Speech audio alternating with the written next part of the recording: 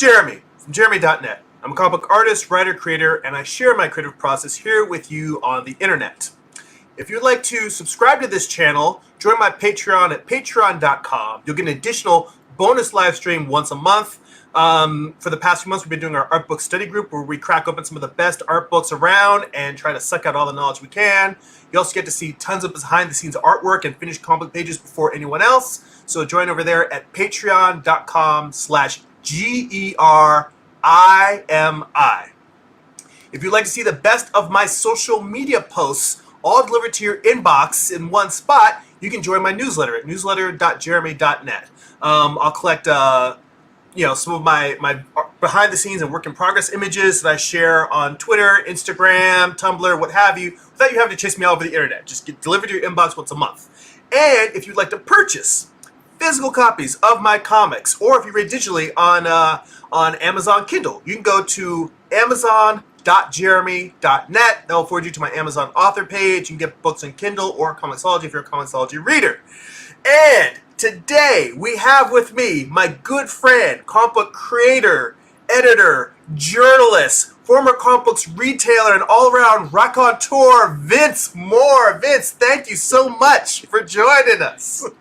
No, thank you for extending the invitation and really opening up your space to. No, seriously. It sounds like BS, but no. This is your space on the internet. We are all carving out our little bit of settlements on the internet one way or the other. And so it is a pleasure to always be invited into someone else's space because,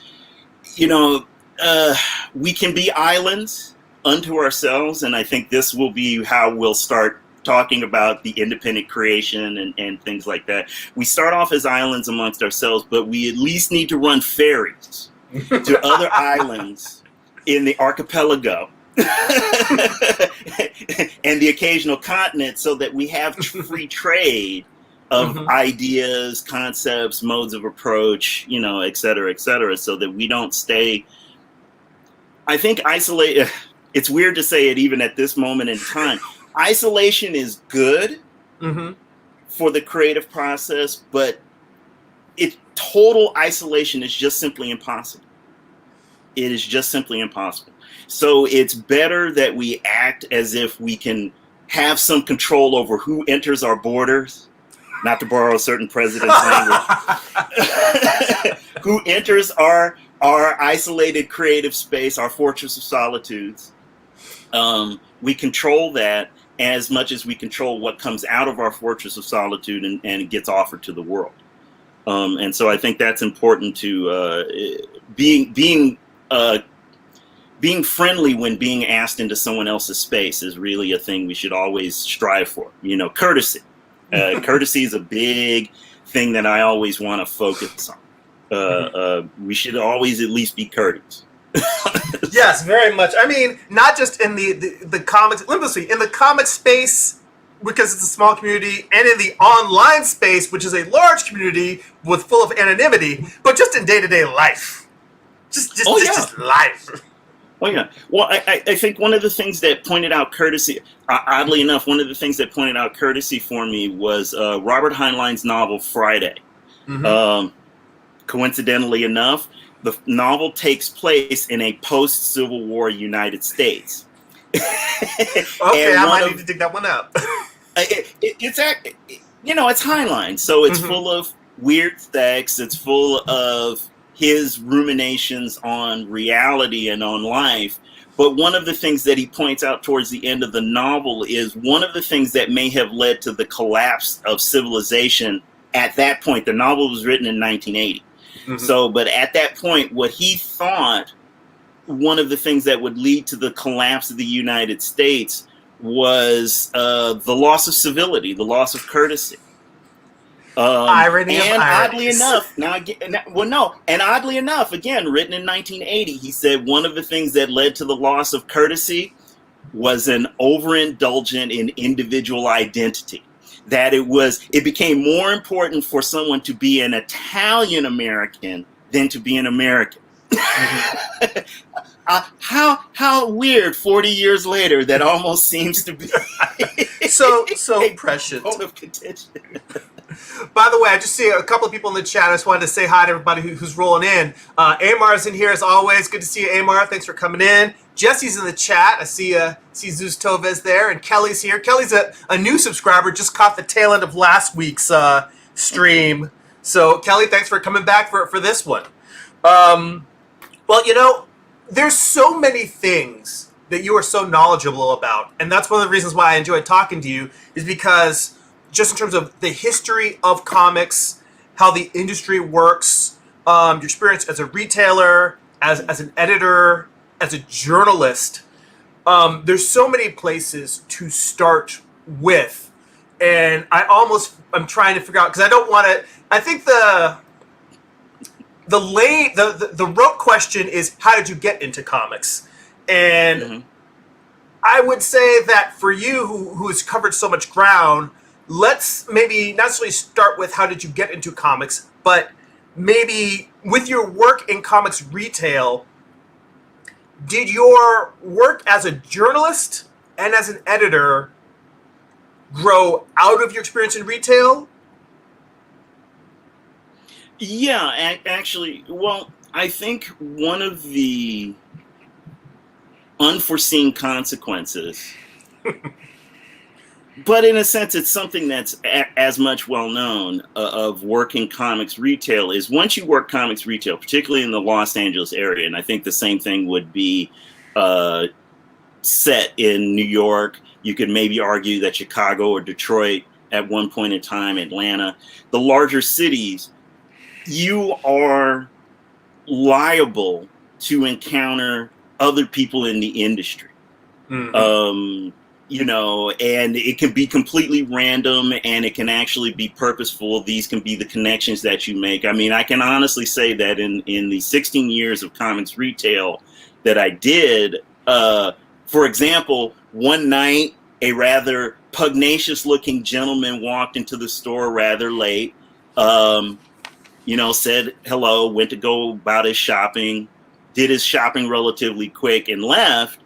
And my remark to myself and to my boss was, "Oh, wow, that was John Singleton." That's what being in comics retail in a big city was like. Or one Wednesday, very busy, a couple come in, they walk around the store, I'm behind the register, they come up, she's the one who's picking up comics and looking at stuff, and she's standing in front of me, and I'm ringing her up, and I happen to look, I was looking at her and interacting with her as you would normally do with any customer, regular or new person, and I looked at her and I kind of tilted my head to the side while I was ringing her up, and I said, "Oh, wow, you're Julie Cellini, Playmate of the Year."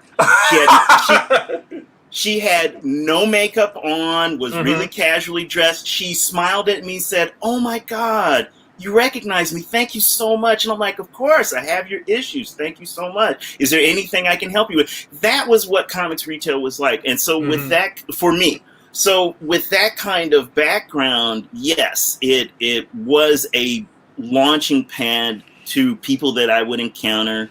It was Hannibal Taboo, for example, doing his work for CBR that got me to write for CBR and introduced me to Jonah Weiland, for example, and so on and so forth. And through other extensions, led me to ultimately do the Total Recall book and amongst other things. So yeah, it had a casual but profound impact.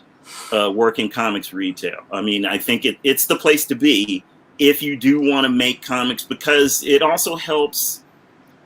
I think it helps shape, because you begin to see what commercial tastes really look like. What are people willing to experiment with? What are people buying on a consistent basis? What's selling? What are the publishers doing that works, doesn't work? You begin to get a grasp on, okay, this is where the publisher is about to slip on a banana peel in about 6 months' time, but they don't know it yet because they're going to be too confident and go ahead with this latest initiative, and 6 months down the road, you're like, wah, wah. because Well, you begin, you see the patterns and the trends. Well, see, I mean, that's one of the things right off the bat when you're mentioning that, I'm thinking about the launch of new number ones, because new number ones always move the needle. They always get people in. I want to get that first issue. But as we've also seen, when you've got somebody that's launching a series with a gang of new number ones every 6 months, at a certain point, it's just like, how do you break that cycle? Yeah. Well, it's attrition. You always shed. See, I think the funny thing is, and I'm gonna go bigger and then go a little smaller here. The comics industry is undergoing a transformation. Has been even prior to Corona-chan coming to town, and it's only accelerated. And that is this: the audience for the habitual entertainment that is comics isn't so much shifting as it's being handed its hat in favor of a different audience, and that different audience are not consumers quite the same way. And the comics industry can't really make up its mind whether it's going to abandon the old ship, which is the core of its economic strength, in the hopes that the new ship will keep them afloat, or jump over to the new ship, but do so realizing that they've essentially, I don't want to say doomed themselves, but they've become an island further out in the archipelago, to keep to my metaphor, and that the ships that transit from the mainland to that particular island become fewer and farther between. And so I think that's the boat that the industry finds itself, if it's smart enough to realize, and I don't think they quite are, at least from this former retailer's perspective, because each new relaunch allows the old audience to quit. There are people who have, bottom line, they have people with OCD. I saw it all the way back to Heroes World, when Marvel launched Heroes World and then put Ben Reilly in as Spider-Man and ended the Spider-Man books. It allowed 20, 30-year collectors of the Spider-Man books to basically go, hey, Spider-Man's complete. I'm done with the adventures of Peter Parker, and I can walk away. And they took a hit. They get a big boost out of the number ones, but it's attrition. Each time around, there's fewer readers. So people have done numbers analysis that the recent spate of relaunches for Thor, all the, just prior to the Jane Foster run on Thor and after and whatnot, is a grand study in just attrition. Every time they've ended the book and have relaunched it, it gets an initial big boost and then drops down below to where it was previously. And that's interesting, because I have been meaning to read through Jason Aaron's run on Thor, just because he has such a great reputation as a writer, and the few things I have read of his I've greatly enjoyed. That said, it seems crazy to me, and I doubt that he would have preferred it this way. I don't know, because I haven't read any interviews with him. But the fact that one writer has had, 3 volumes of Thor? That seems ridiculous to me. Hasn't it been, on his watch, there have been 3, I don't mean like other spin-off ones, but just Jason Aaron's Thor. Yeah, there have been 3 relaunches. And this isn't a criticism of him. This is me talking about sort of the marketing and business side of, why wouldn't one writer's run be a continuous run? Well, it's because it's the new model. It's the unfortunate side effect of editorial being just aware enough of the retail side of the business to know that number ones get a big boost, but not being aware of the consumer side of the business enough to realize that with each new launch, you allow audience to leave. Let me put it to you this way. When I started in retail, the trade paperback was just beginning to get its legs. This is the early 90s. The trade paperbacks had come into existence between Dave Sim and the phone books and Watchmen and Dark Knight. The publishers were beginning to get the idea that reprinting this material made it perennial and therefore made the audience a little bit broader, in terms of who you read. Who you reached. And I think taking that lesson, they kept falling into the trap then that the audience was infinitely malleable then, as long as they continued to collect the projects. And that really wasn't the case. Every time they ended a series and they figured, oh, well, we'll turn it into a perennial, we'll turn it into trades, that just allowed audience to leave, and it didn't allow audience to come back in. Jason Aaron having 3 separate volumes, in some senses, is worse than Mark Gruenwald's 10-year run on Captain America. You know, Mark sat on that book for 10 years. You could tell towards the last couple of years that the creative energies had been drying up to some extent, and editorial influences had crept in and had drained a fair amount of energy.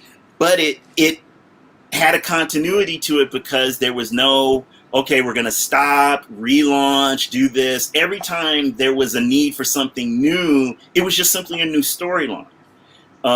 Streets of Blood, for example, was an attempt by Mark Gruenwald, to basically go, what is Cap without the super soldier serum?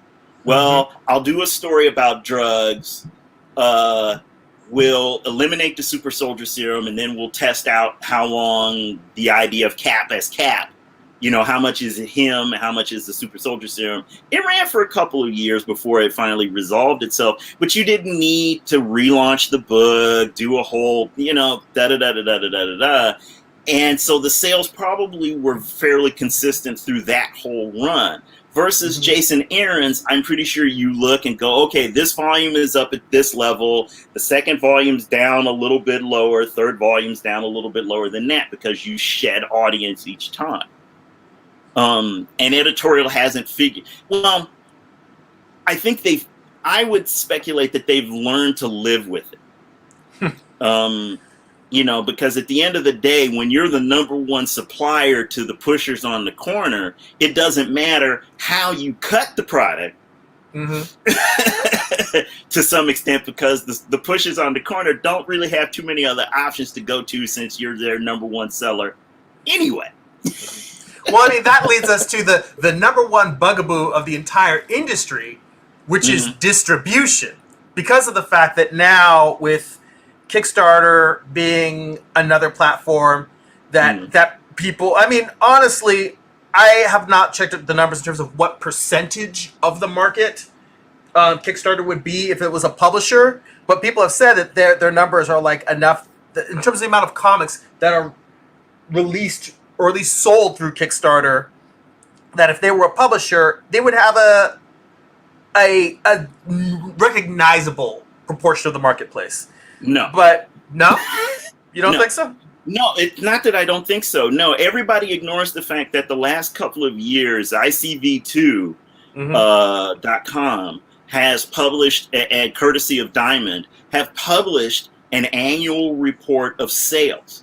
And a couple of years ago, much to the cheering of the Comicsgate people and much to the jeering of industry professionals, they started listing crowdfunding as part of the numbers. And in part, it was to show that there was still a consistent growth cycle.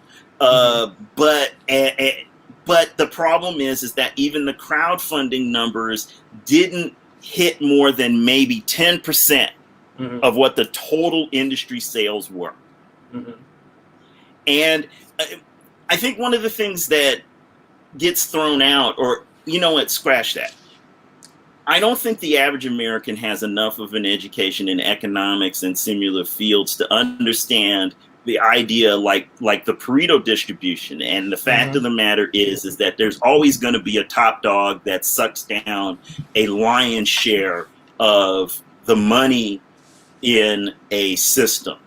And so even the crowdfunding and everything else, if it were a singular publisher at the dollar numbers, they might be in the top 7.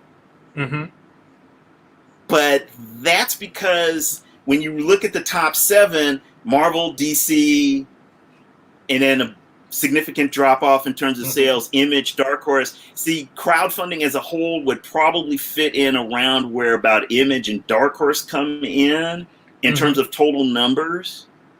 But that's not that great of a position.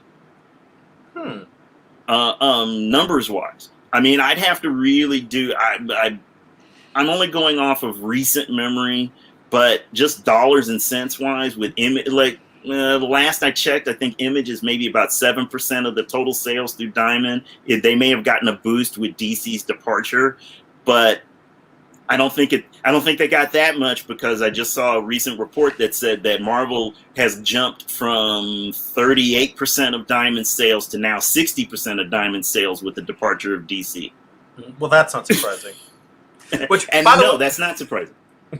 By the way, I was going to say, a few more people popped in the chat. Alexi's here, and he said this is hype.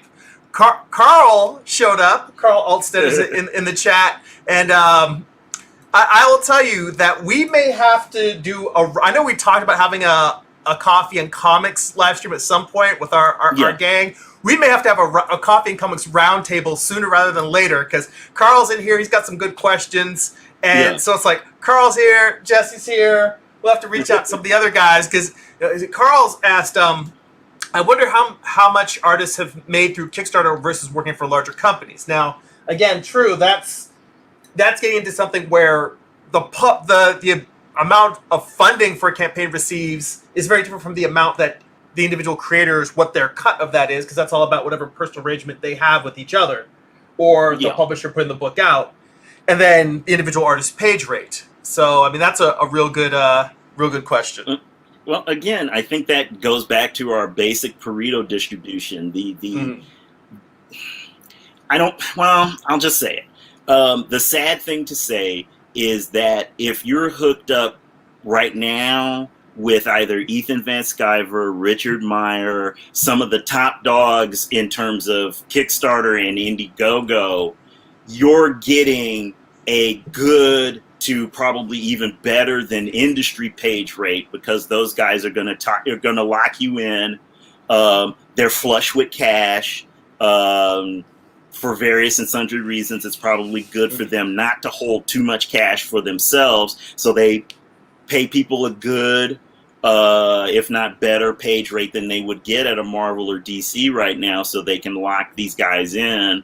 Well, here would be a good example. John Malin, former freelancer working for Marvel, he got into the Comicsgate thing. I don't want to get into the rightness or the wrongness of the...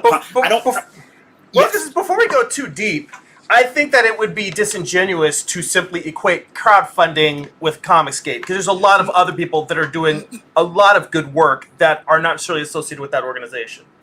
No. But what I was leading to is and why I wanted to use Malin as an example is, for John Malin, he had been working for Marvel doing freelance. Caught in the crossfire of the whole Comicsgate versus the industry thing. Now he's Comicsgate. He launches his own property, Graveyard Shift. He was probably heading into being a top-rated artist. He's now self-publishing basically 148 to 64 page graphic novel, maybe every 6 months to a year, approximately. Now, obviously, whatever funding he's getting, and he's gotten high six figures on his Indiegogo projects, whatever funding he's getting in has to be paying him much better than he was earning as an artist at Marvel.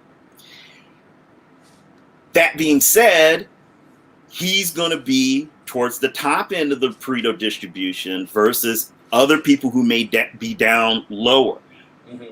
Now back to the broader question, are people making a better living doing crowdfunding versus going through a publisher? It depends on what you need in terms of your lifestyle. If you're doing a crowdfunded book, and let's say you're bringing in 5 figures, let's say mid 5 figures, let's say you do 50K, you do it once a year, is that enough for you to live on if you're doing the book all by yourself for a full year? If you live in a cheaper state, sure. If you live in some place like California, you know you're married. You know you have a spouse that works a full-time job and is providing you with health insurance, because you're that $50K a year. You're doing everything by yourself, but it's not enough for your family to live on. So I think everything's in proportion. For someone who is a dedicated hobbyist, they're probably doing well enough through crowdfunding to keep making books, but they're not earning anything off of it. All the way up to whoever the fat cats are. And so I think everything's in proportion. So I think it's equal parts your goals and your needs. You know, I hate to say it. At this point, I've been an editor and a writer so long that I'm finding that I've fallen into the hammer nail trap very much. I do really think of a lot of things in terms of, okay, here's the toolbox that I mostly deal with. So unfortunately, yeah, every problem is a nail. So I do think of things that I do tend to think of a lot of things in terms of story. And that means goals, needs, plans, executions, et cetera, et cetera, et cetera. But I think that's really what's going on is that for somebody who's got a day gig and they're doing a Indiegogo book maybe once or twice a year, and what they earn allows them to keep doing that in terms of they don't take any money away from their family to print the book. See, we're back at the Dave Sim guide to self-publishing thing. And if it pays for itself and provides you with a satisfaction to your creative desire, then however much money you're earning via crowdfunding is perfect for you. Whether it's 5 figures, 6 figures, crazily enough, 7 figures, you know, a little tighter, 4 figures. If you're still able to create and it's not being a detriment and you're not driving yourself crazy, then I think it's a success at whatever level you function at. You know, well, I completely agree with that. In the end, it's what allows you to continue doing the work that you're passionate about. You know, shifting gears a little bit from the business side, you did refer, you know, briefly to your time work as an editor, and I am curious if there's stories, not necessarily stories you can tell, but in your mind, what are the things you could say in terms of projects you've edited that you feel that you, as an editor, first off, what should a good editor aspire to do with a project, and what were your experiences that you feel comfortable sharing? Because there may be some people have contentious experiences with their editors. I don't want to throw you under the bus in terms of like ask you to talk ill of projects you worked on, or you know. But if you have glowing experiences, share them. If they weren't necessarily glowing, then simply talk about what you think the ideal experience should be. Well, I think a good editor, and I've tried to study guys like Denny O'Neil, guys like Mark Wade as an editor, guys like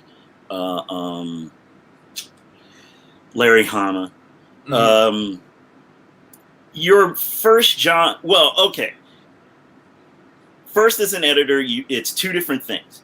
If you are working for a company, obviously, your job as an editor is to act as the gatekeeper. You are the ultimate caretaker for the properties that are in the hands of your publisher that you work for, and you are therefore the representative for the property and the publisher to the creators to make sure that they do quality work that doesn't damage the brand. The flip side is, if you are an editor on an independent project, then the rule is more like the beginning of the Hippocratic Oath. First, do no harm. Your job, if you're coming in, if it's a creator's project specifically, and they've asked you to come in as an editor, you are to come in to do no harm. You are to help that person hone whatever idea they have, what talents they have, etc., into the best possible project. Sometimes and this gets into not necessarily wanting to out a client per se, but sometimes as an independent editor, you do find yourself with a job that amounts to glorified turd polishing. But if you have at least a little bit of good ethic, and by that I don't just simply mean, hey, I'm going to take the paycheck, but the idea that you as an editor believe in telling a good story no matter what, you will do your best to polish that turd and make it something that can be sat upon someone's coffee table as a beautiful object art. And that is your goal, and that is your driving ethos. It's all like, you know what? I'm just gonna moose turd pie. The song about the moose turd pie. You are gonna make the best moose turd pie. It's an old Dr. Demento bit about a guy who basically worked the railroad. It's a song about a railroad, and whoever bagged on the cook ended up being the next cook, and this one guy didn't want to do the job, and he made a moose turd pie, and figuring that it would immediately get him out of the job, and somebody takes a bite and goes, oh my god, this is moose turd pie. But it was good though, and that's the punchline. That is your job as an editor when you are handed a turd. You have to make that the best moose turd pie, and you have to say, you know what, it was a good moose turd pie, and you keep moving. You don't stay. You really don't stay. And so I think that is really what you come in doing. And then other beyond that, then that's where the wealth of how well do you understand storytelling? How well do you understand visual storytelling? How well do you understand anatomy, et cetera, et cetera, et cetera? All of those factors come into play after you simply go, yeah, even if this is a turd, I have to polish it. I don't want in a sense, I don't want the client to be mad that I didn't do my best. I don't want the reputation to get out that, I'm just going to do a sloppy job. Although sometimes you will do a sloppy job. You're human. You're going to have your reactions to things that, really just discourage you from doing your best work, even as an editor. Personal life is going to impact it, but your main goal should always be do no harm on somebody else's. It's somebody else's backyard. At most, you are a gardening consultant who's come in to basically go, well, if you pulled a few of these weeds here and maybe expanded that out there, this will make this backyard sing. Mm-hmm. But if you don't want to listen to me, I can't make you. To some extent, it is your backyard to do with as you wish. But these are my suggestions. I'm willing to help you do the work. But if you don't want to do it, that's fine. That too is part of being an editor. You're holding hands. You're encouraging. You're punching stuff up on occasion. It really varies. And that's interesting because I think that the layman's perspective of what they think an editor is simply the person who tells you when things are due, who just yells about people and keeps the trains moving on time. If you're working for a publisher, that is your job. If you're working for a publisher, you are, like I said, you're the traffic cop. You are the real custodian of the property. Because 9 chances out of 10, you've hired the talent, you are working with the talent, and I say this from having dealt with a few editors at bigger publishers. They have to stand in between. Hey, creative person, here's the crazy idea you want to do, but here's what my boss or the licensee is saying they need done. Okay, creative person, this is what you kind of need to do. Maybe tone that down. Maybe answer this question. And it really, in a sense, it's about patience. You have to be patient with hey, we're creative people. We're crazy. You know, we're crazy, we're difficult to deal with, we're flaky, we're even when we're at our most diligent, we're just not we're not engines, we're humans. And so we have our moments when it's, you know, fuck it. Seriously, you'll have your moment where it's like, man, I have been trying to get this thing going for a million years, and I've even brought this editor in, but you know what, just fuck it, this idea just fucking sucks.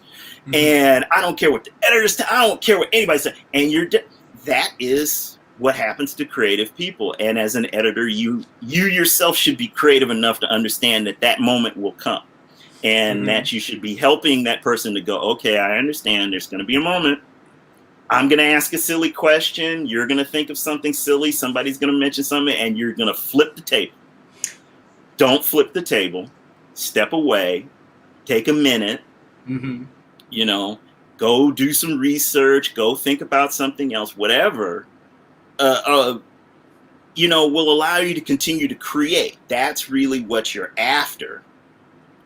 As an editor as well, is you have to be, you're a cheerleader too. You know, you have to not, I think, as someone on the other end, I think the best experience I did have working with an editor was when I worked for Dynamite. Mm-hmm. And it's in part because I am friends with Joe Ryband, and we could talk. Mm-hmm. And that is something that I also learned from reading Denny O'Neil, reading interviews with him about the editing process and things like that. That's the main thing, is you have to be able to talk with the other person and hear what they have to say, give them encouragement in the right way that you know will help them solve problems. Maybe look at things, you know, sometimes as an editor, you have to put on the hat of stupid reader and go, okay, I have the stupid question. The stupid question is this. How do you answer it? Oh, okay. Without going into too many details, there was one situation I had recently with a client where there was something in their story that really bothered me because it just didn't make any sense. And when I had the conference with the client, I basically said, hey, you know what? This is me in stupid reader mode. This doesn't make sense because you set up a situation where you're talking about a character doing X and it's a negative. But then you're talking about another character doing something comparable to X. Let's say it's X sub 1. Mm-hmm. And yet you have the same story world treat X sub 1 as if it's okay, but X you're saying is bad. That doesn't make sense. That's like telling someone buying vanilla ice cream is at Baskin Robbins is lousy, but it's fine for you to buy chocolate ice cream from them. Mm-hmm. What's really the difference? And it took him a little bit of questioning back and forth before he understood what I was trying to get him to understand, that when you create a story world, mm-hmm. your rules, once you make a rule, it's got to stay relatively consistent.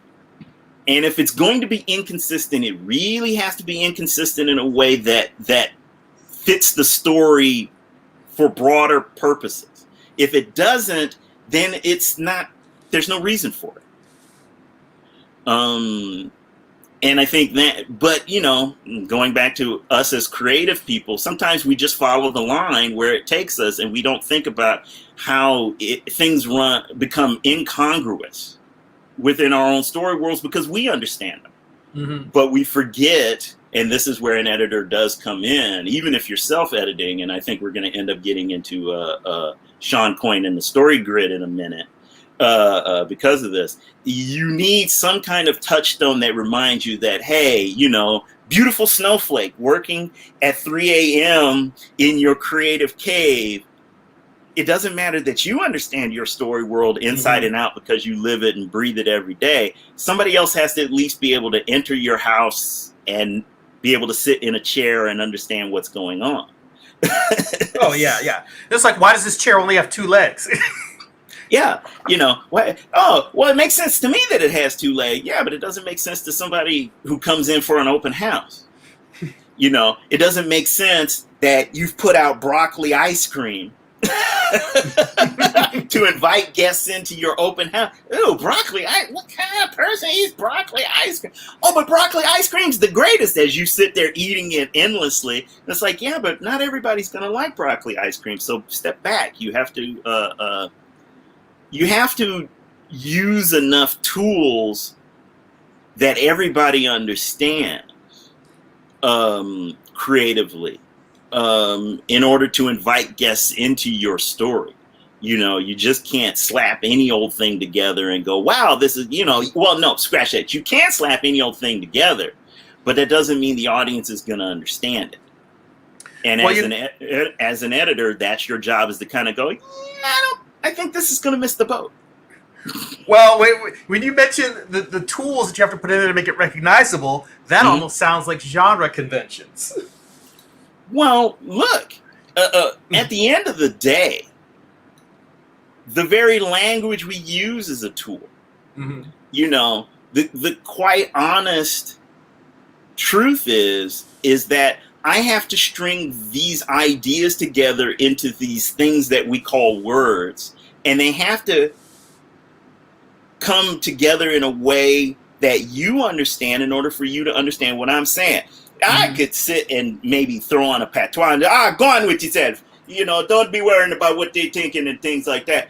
You're not going to understand what I just meant by that unless you understand patois as well. So we make all kinds of, there are conventions of all kinds that we have to agree to. You yourself, as you are drawing here, there's tons of conventions about perspective, about page design, that you've used in order to communicate. It isn't just genre conventions. These are all tools. And we can put them together in a bunch of different ways, but there are ways that work well, that have worked well for others simply because they've stood the test of time. And so there's no reason to reject them just because, again, you're that beautiful snowflake and think it should get... Oh, I think I should be able to... Well, okay, you should be able to do anything you want, but it works better if you at least find a way to get that thing you want into a form that's at least recognizable by others.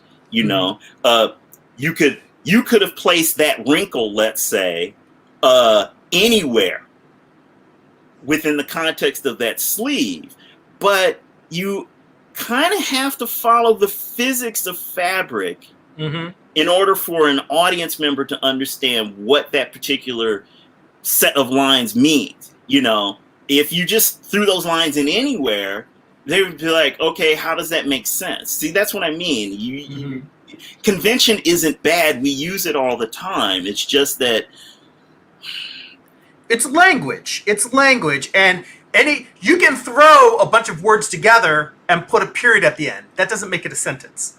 That is correct. And you can have a subject and a predicate, and a verb, and it is a sentence. That doesn't make it a logical sentence. And even if you do make a logical sentence, it doesn't make it a poetic sentence. And if you make a poetic sentence, it doesn't necessarily mean it's an interesting sentence. Or vice versa. It can be an interesting sentence, but bland.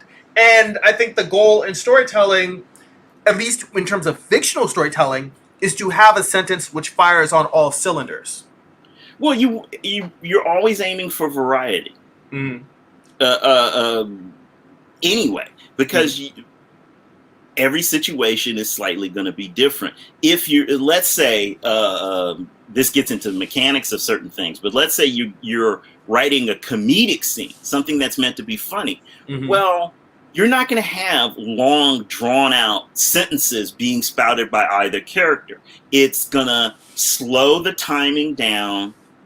It's going to make things unfunny because you may end up creeping in explanations as to why certain things would be funny. No, a good joke is going to be bam, bam, bam. Or really, rule of three, let's say, bam, bam, boom. Set up, payoff. That's... Everybody understands that rhythm. It's not just where I was going to go a second ago. We live in the time of over-analysis of everything that we do. deconstruction, reconstruction, et cetera, particularly in the creative fields. You can only deconstruct so far. And more importantly, I think deconstruction now has lost the plot in the sense of the reason you wanted to even engage in deconstructing in the first place is to understand how and why a thing works. How and why a thing works, the rule of three, like I just said, the reason it works is because it has a resonance with the broadest number of people. People understand that, you know, what's the definition of the rule of three? If something happens once, it's a one-off. If it happens twice, it's a coincidence. But if it happens a third time, it becomes a pattern. As human beings, we are pattern recognizing entities. And so it's why rules of three or rules of four work so well in storytelling, because everybody, excuse me, no matter what culture, is going to understand that if I hit you once, it was a one-off. If I hit you twice, that might be a coincidence. But if I hit you a third time, then I meant something by that. True. See? And now the pattern's established. And all of these bits and pieces go into creating story and storytelling. So there, you know, genre conventions can have when you're in the mindset of constant deconstruction. Of course, genre conventions are a dirty word to you because you're I'm trying to defy the form. Oh, just to clarify, when I mentioned genre conventions, I did not mean it in the pejorative. I was meaning genre conventions in the sense that, much in the way that we think of anatomy, perspective, composition, that genre conventions are sort of like, those are the same framework tools for specific, well, they're the framework tools for specific genres as opposed to fiction as a whole. Fiction as a whole has a whole set of those. Then when you move into genre in itself has its own shape language, has its own specific anatomy. Like the difference that the anatomy of a tiger is different from the anatomy of a gorilla, even though they're both mammals. Yeah.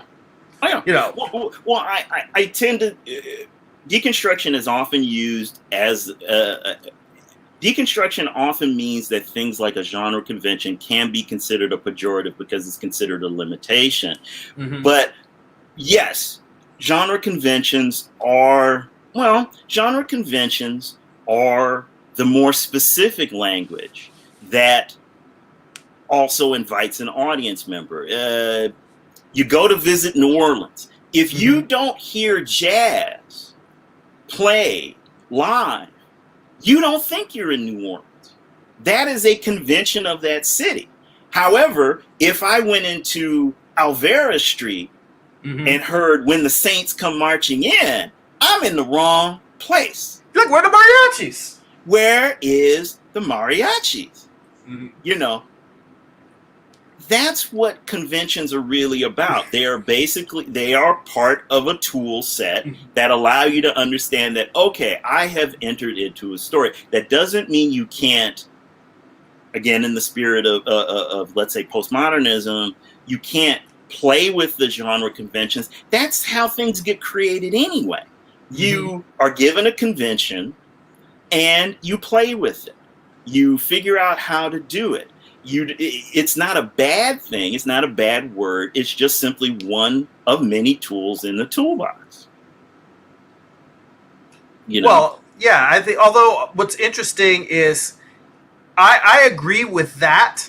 Although going back to the story grid by Sean Coyne, it felt to me, and I take it with a grain of salt, but I think there's a lot of truth to it, is that he definitely did not feel like genre. What I took out of the book was that genre conventions are not simply a tool in the toolbox, but they are essential for successfully satisfying the reader and the reader experience. And that, I think, is a tough thing. I mean, for those who haven't heard me talk about the story grid before, so it's a book by a book editor, Sean Coyne, and I discovered his blog years ago, and he has a podcast on it now. But the idea is that he is a book editor who is teaching writers how to self-edit, because by the time you're ready to approach a publisher with your book, you have to be so good already just to get into the door with a major publisher that he's trying to teach people the fundamentals of self-editing and basically teaching you story from an editor's point of view, so you can have your book not necessarily ready to publish, but at least up to a bar where you've done a lot of the heavy lifting already. You've given the editor a good material to work with. Well, no. Remember, even more so, he put out his system because he realized after 25 years as an editor and also as a publisher, modern editors simply don't shape talent the way that old editors used to go in and hone.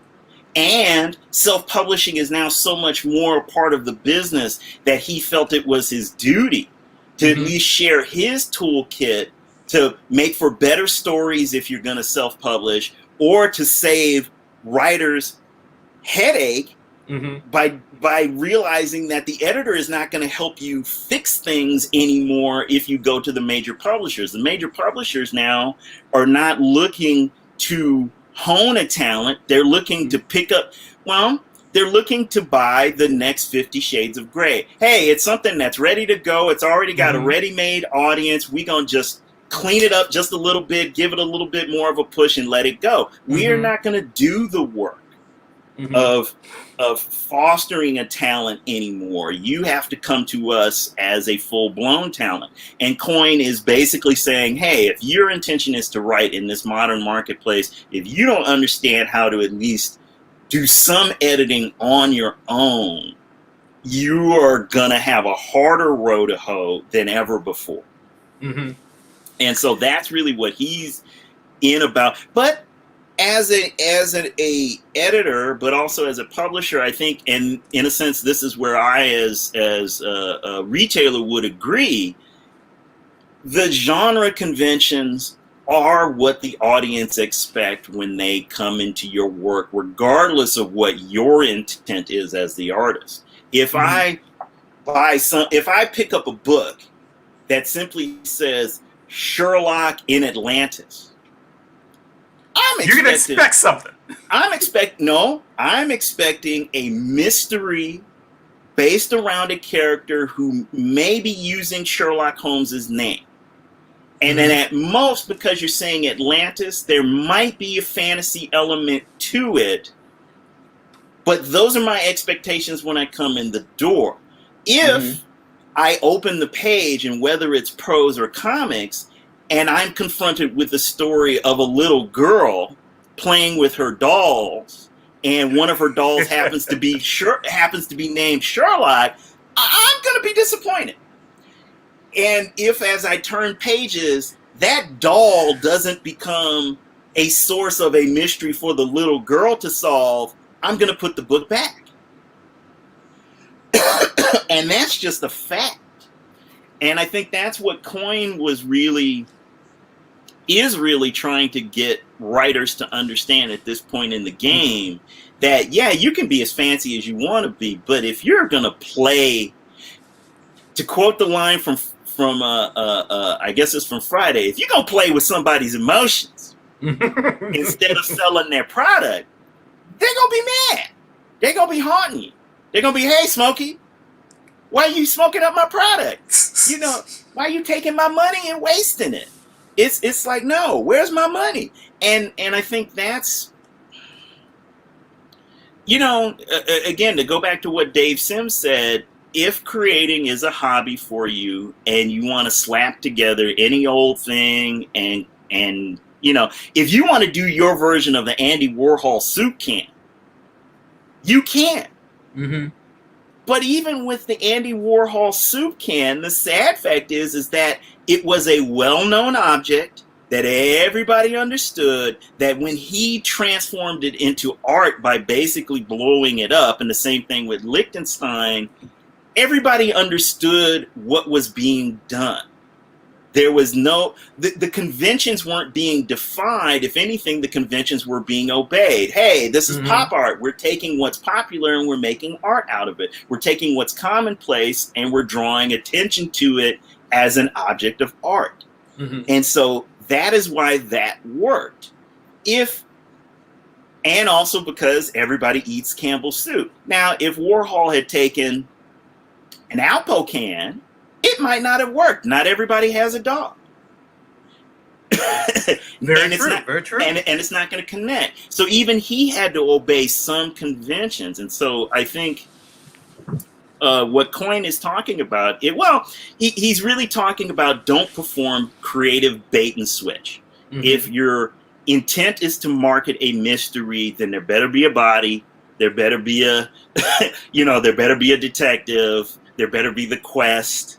These things have to be there, or the audience is going to put the product back, and they're going to talk bad about you to their friends, and therefore you've taken away any potential audience you could reach by not at least meeting the audience halfway. Mm-hmm.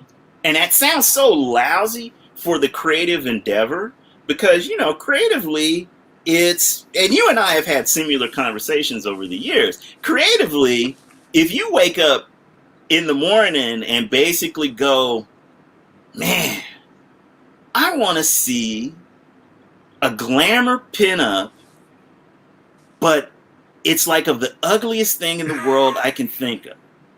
Like, I want a vivisectionist pinup. Well, you can do it. But who does anybody want to look at it? Who's going to buy? No, even more. This is the retailer in me. Who's going to buy it? Mm-hmm. I have no qualms with. You want to create it for yourself and it sits in the sketchbook? That's great. Who's going to buy it? Why are you putting the energy in if you're not going to make that sale? Carl is probably still watching. Always be selling.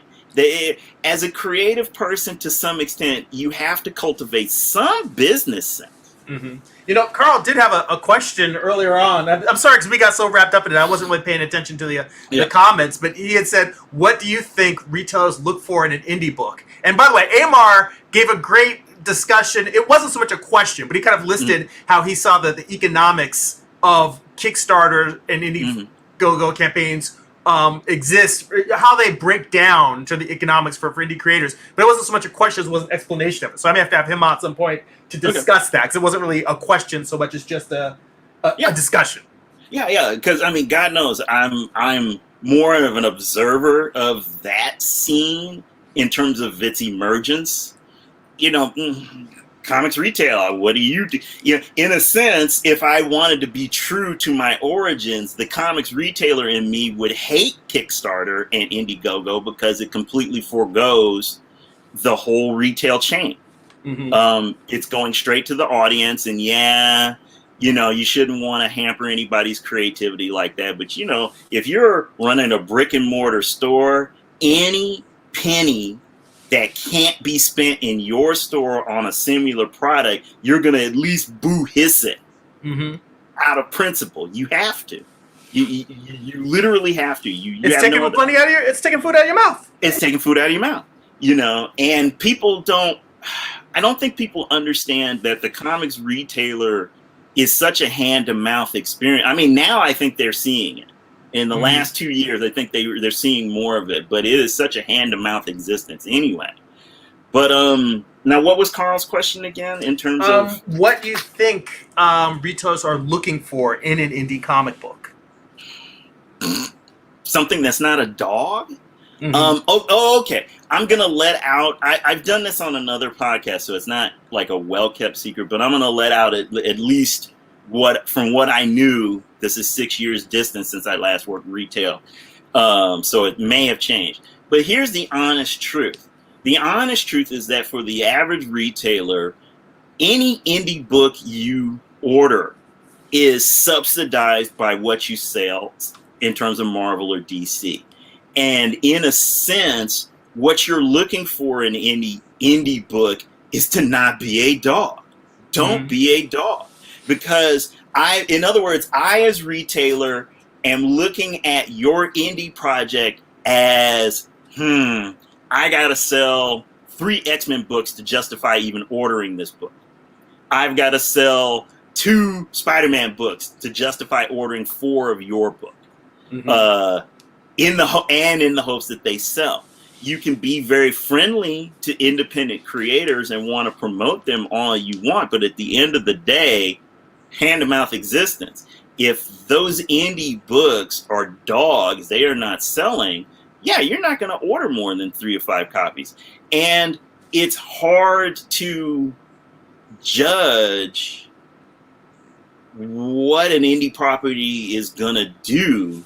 I mean, if I had to give generic parameters, obviously, the more commercial, i.e., the more like the big 2 or the big 3, no, the big 2, your product looks, the easier it is to justify selling it. Mm-hmm. I mean, let's face it. I'll be honest with you. I don't think a company like Aspen, and for full disclosure, I do know several people who work at Aspen, but I have always admired the company anyway.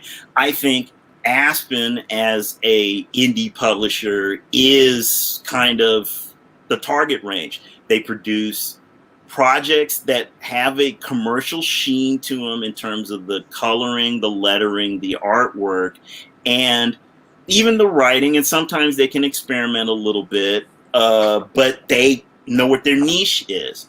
The more true you get, let's say thinking more like a fan of graphics, you go lower down onto the retailer scale, because that kind of arty book is going to be a harder sell, no matter how much the retailer themselves love it.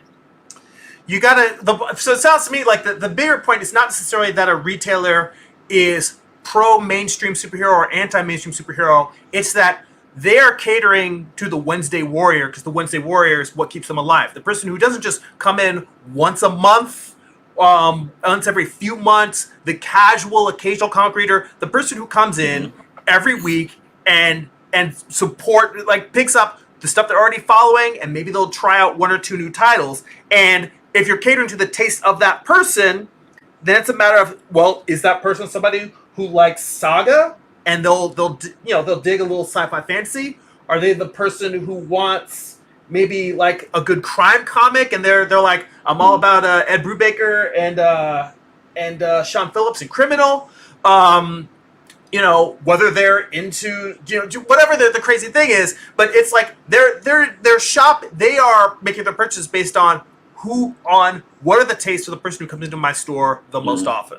Oh, yeah. Yeah. I mean, a good retailer is just simply looking at their numbers at the end of the day. And because they are looking at their numbers at the end of the day, you know what? It's a catch-22. Why are Marvel and DC the number 1 and number 2 publishers? Because at the end of the day, they're the number 1 and number 2 sellers for the retailers. And so they set the tone. They keep everything flowing in a certain direction. And they are the ones who keep enough of the lights on. They're the ones that sell to the Wednesday Warriors. And if the Wednesday Warrior has enough discretionary income, he or she may want to experiment with an indie book further down the line, but they too are just buying the primary books that appeal to them, the big mainstream characters. That being said, what is a retailer? No, I keep going back to it. A retailer doesn't want to.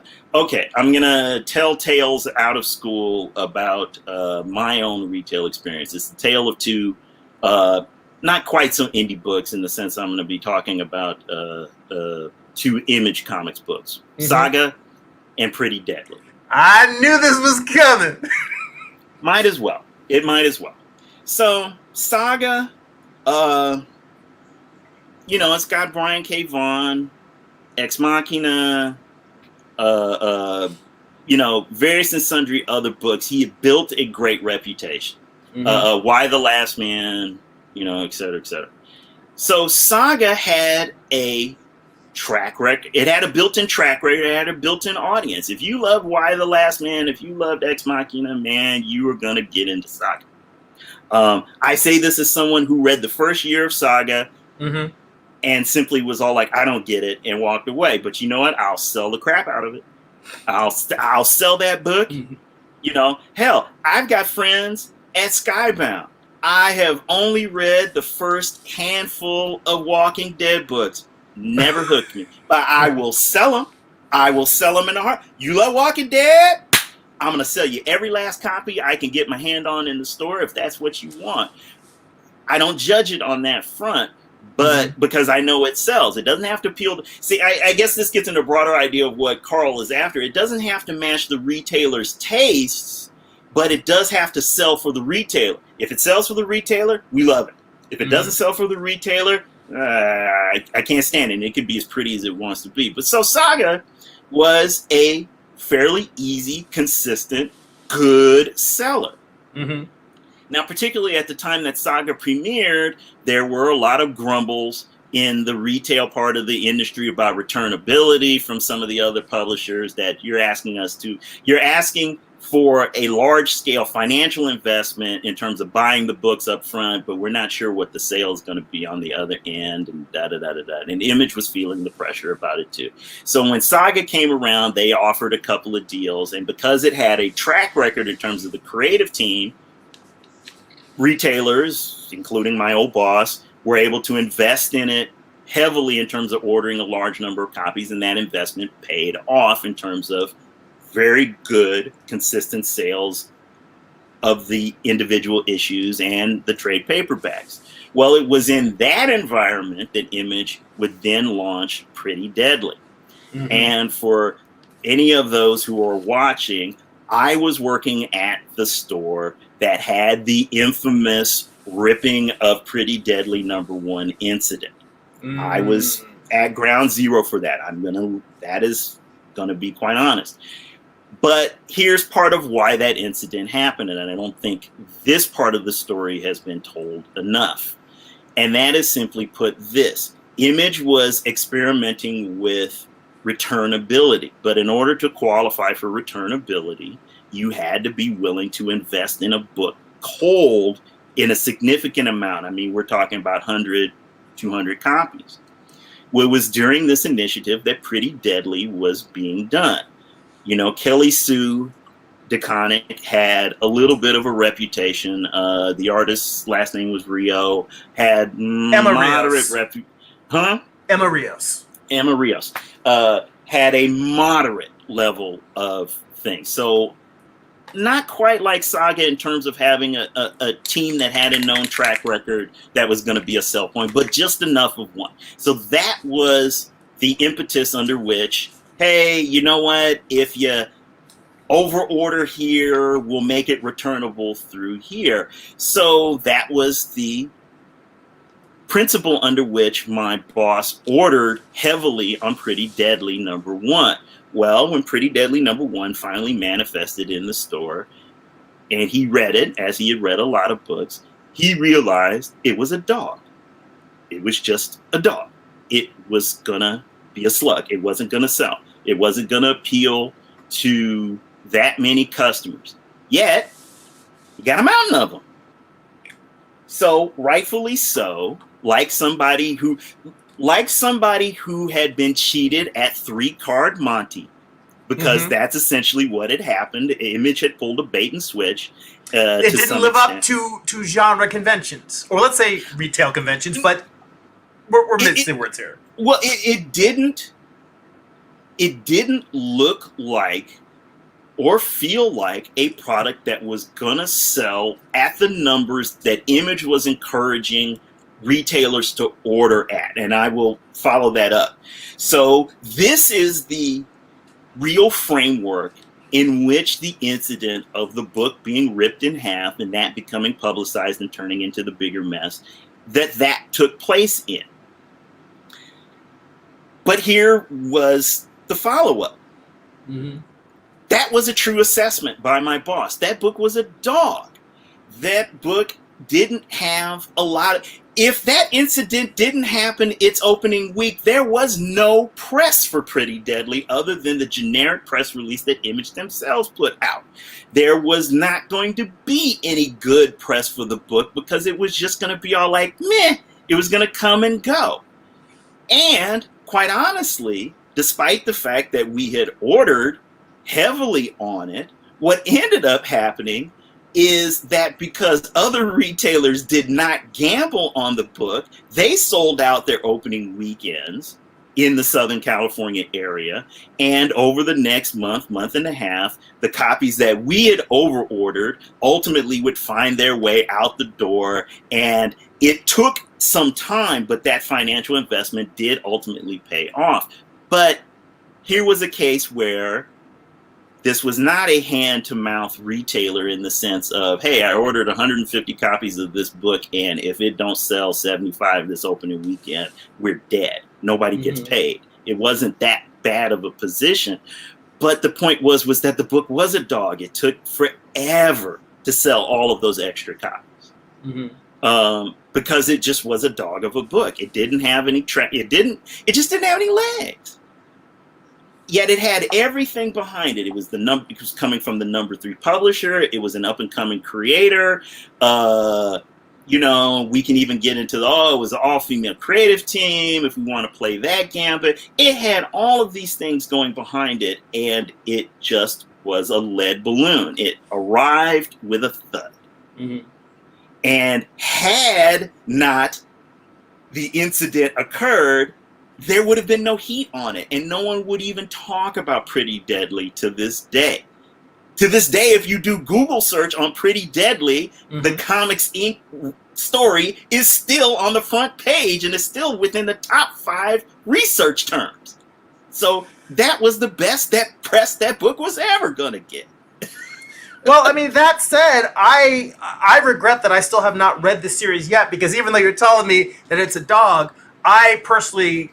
I like Kelly Sue DeConnick's work, and I just haven't had time to read it yet. So I feel like I'm doing a disservice in this conversation that I haven't even had a chance to read it myself to form my own opinion on it. Just there's so many other things I want to read, but I like the artist and I like the writer who produced that book. Well, and you know what? You should read it because it is a good study, like other things, of missing the mark. Now, I'm going to switch from retailer to editor.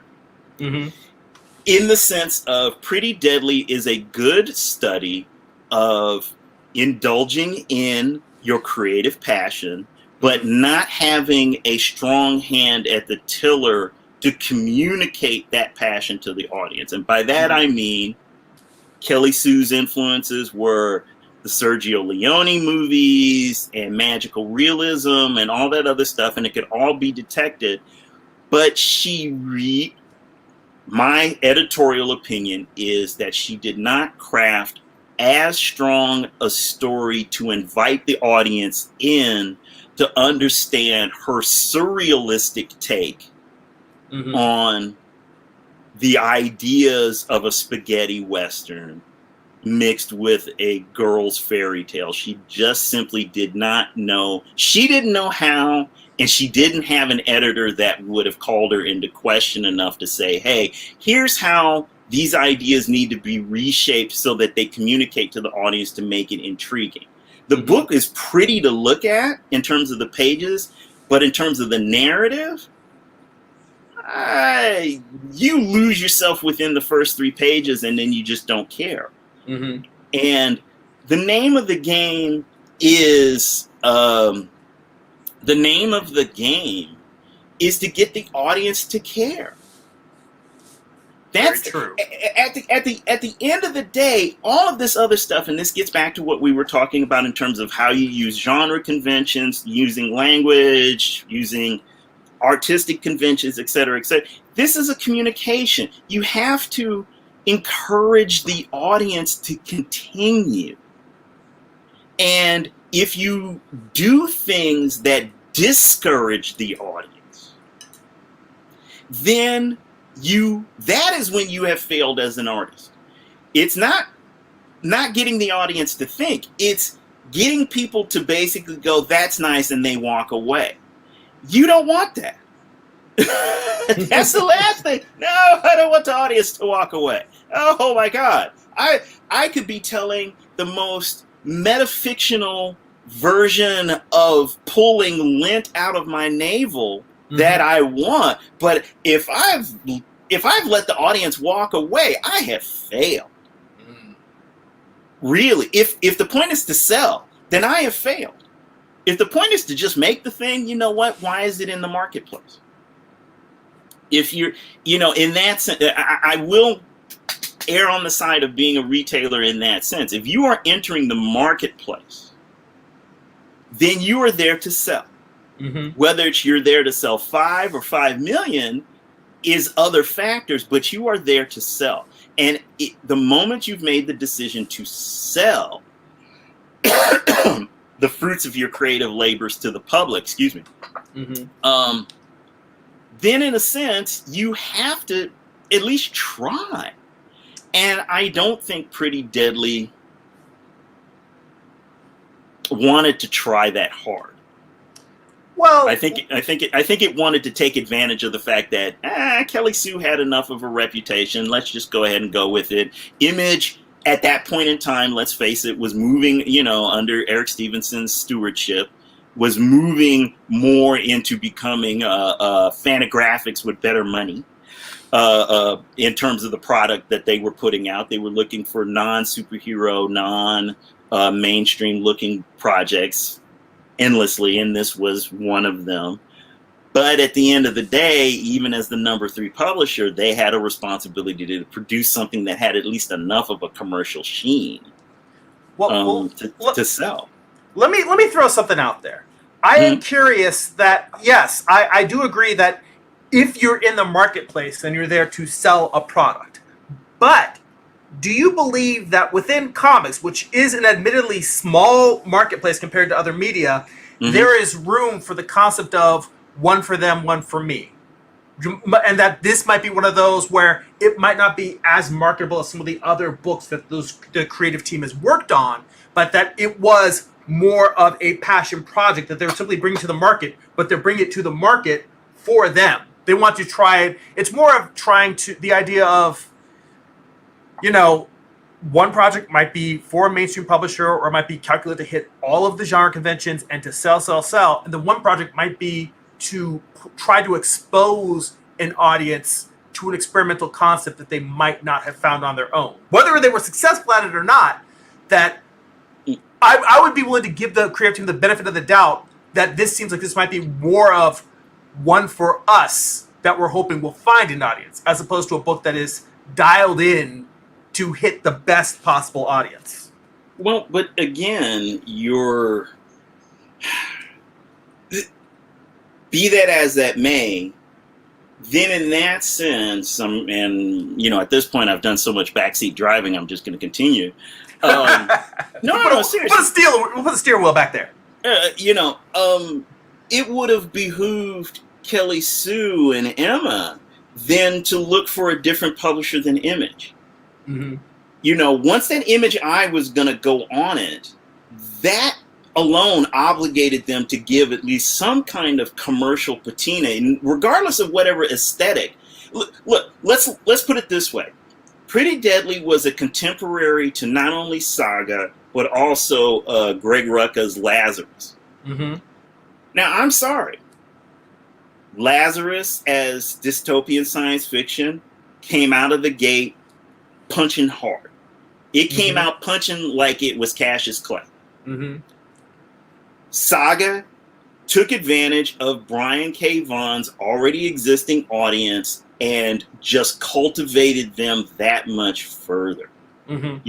In the sense of, if you loved Why the Last Man, you knew what you were going to get with Saga. You knew you were going to get a travelogue book in an interesting background, and it was going to be all about the interpersonal conflicts of the various and sundry characters you were going to get.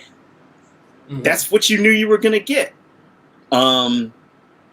With Pretty Deadly, quite honestly, Kelly Sue did not have enough of a shadow to know what her audience was per se. So they were taking a big risk doing something as arty. I don't even want to say arty. Just doing what they did in the hopes that it was going to catch fire. And I think that's the real problem, is that to your point, yes, you can make whatever you want and put it out in the marketplace and hope it catches fire. Mm-hmm. But if you do everything possible to wet that wood up before you put it into the fire pit, you can throw as many matches on it as you want. It's not going to catch fire. You know, and that, in a sense, is what it seemed to me was done with Pretty Deadly. Because remember, the book itself essentially evaporated. You know, it evaporated because, lo and behold, it was a dog. It didn't sell well. Remember, it was originally announced as a 12-issue. I think it was announced as a 12-issue limited series. Then, by the time it got to the 3rd issue, and they were already running into scheduling conflicts, then it suddenly got split into 2 volumes. Then there was that long lapse between the 1st volume and the 2nd volume, and it just limped to a conclusion a couple years ago. I'm sorry. That means they went into it thinking that, oh, well, it's just going to sell, rather than thinking about, you know, if it was going to be so arty that it wasn't going to catch fire, why take it to Image? Why not go to a lower publisher that's going to maybe give it some more love? Why not go to a publisher where the expectation is going to be something a little more arty or creative? Hell, why not go to, you know, I hate to say it, if Kelly Sue and Emma Rios had taken that book to Fantagraphics at that point in time, what's sad is that it would have been a huge hit coming from Fantagraphics. Why? That brand name alone would have changed audiences' expectations. Well, I mean, what do you think when it comes to arty books? I can't think of somebody who is successfully doing something that's like this. I'm sure that it's out there. But I think of something like Jodorowsky. Jodorowsky does not aim at the mainstream. He does not. His works are not made. I'm only shifting the conversation in the sense that they're obviously not aiming at the same audiences, but their esotericness, I think, would be in the same ballpark. No. Because by the same token, Jodorowsky is going to, 9 chances out of 10, particularly in the United States, going to be published by Humanoids. That means he's being published by a French graphic album publisher. That publisher acts as pre-marketing. Oh, it's a new Jodorowsky book from Humanoids. That pre-selects the audience. You know what you're going to get from that combination. And so he can do what he wants for his graphic novel, his brand name, Humanoid's brand name, pre-select the audience for him. And that my analogy about Pretty Deadly coming out through Fantagraphics and being a hit there is the retailer's view. If she had had a different brand name, the sales would have been lower initially, but it would have been a more consistent sell because, again, that Fantagraphics audience would have eaten it up better than an Image audience was going to.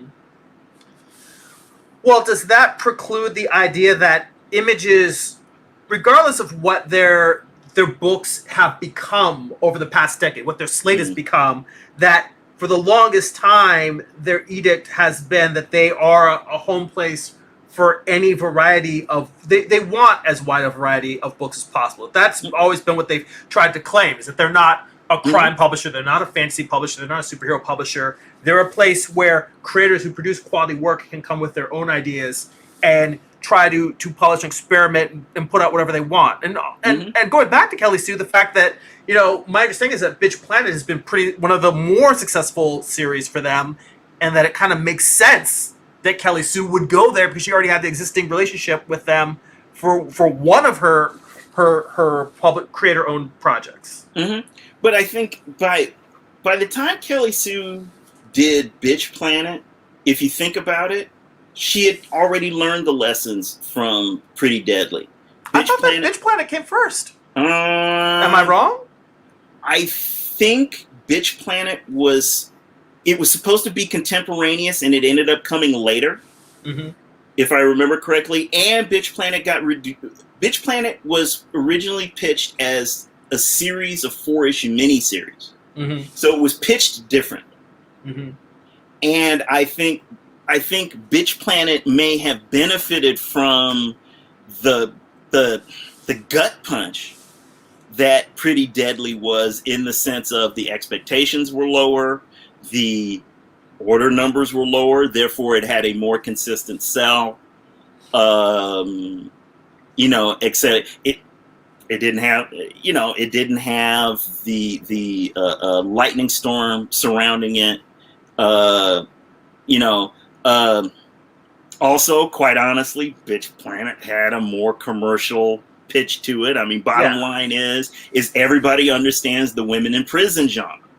So the fact that she was going to do it in a science fiction setting, that was an easier sell. To this day, I would be hard pressed to really describe Pretty Deadly in simple terms.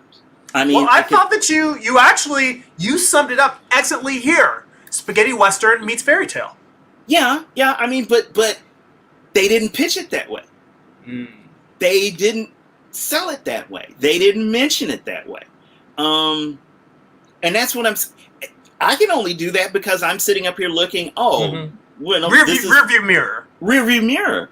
But I mean, but the point is, and quite honestly, if, I think they learned better. I think she learned better by the time she got around to doing Bitch Planet.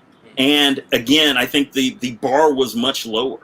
I think the bar was I think part of the problem was that the bar was set so high for Pretty Deadly, including the fact that Image was putting it in this retailer initiative to gin up the sales. I think that really did her a disservice, in the sense of, hey, you're coming to retailers and saying, we've got this brand new book that we really want you guys to put your money behind, so we're going to offer returnability, but only if you order this high a number. If Kelly Sue had known about that up front, maybe she should have told Image, don't do it. Don't, please, don't. I don't know how this is going to sell, because this is Spaghetti Western meets Alice in Wonderland, let's say, or meets Fairy Tale. Well, can I tell you that the way that you're pitching it right now makes me, like I said, I haven't had a chance to read it, but I've wanted to. Even with the bad press and the lack of delivery, I kind of want to go read it now, because Alice in Wonderland meets Spaghetti Western, that pitch sounds awesome to me. Yeah. Well, no.